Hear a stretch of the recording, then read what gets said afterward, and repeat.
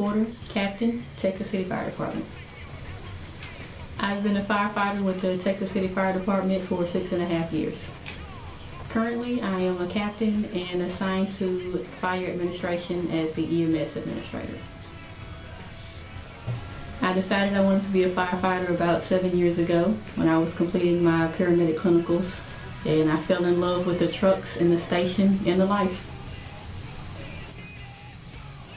I'm glad that my opponent is very confident, whether that is in her skills and abilities or if it's something that she has to do to have that confidence so that she can step into the ring with me. As far as I'm concerned, all I can do is prepare and come into the ring and fight to the best of my abilities. At the beginning of the day, we went for the weigh-in and weighed in, and I put my headphones on and sat into a corner, and I knew that my trainer had prepared me for the fight. So at that point, it was just block everything else out and concentrate on getting the job done. We went down, I visited with family and friends until it was time for me to prepare for my fight, go to the back and warm up.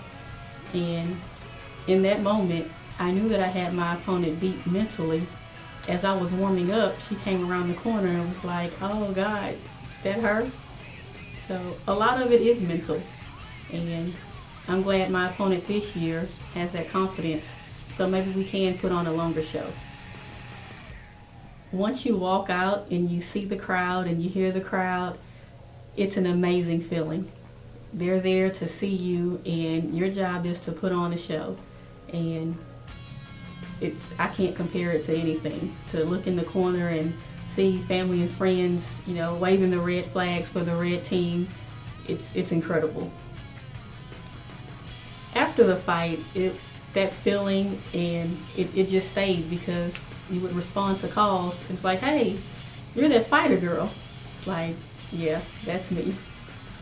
So it's pretty awesome. Even 2 years later, I can be out anywhere and people ask, "Hey, when are you fighting again? Hey, I saw your fight. That was awesome."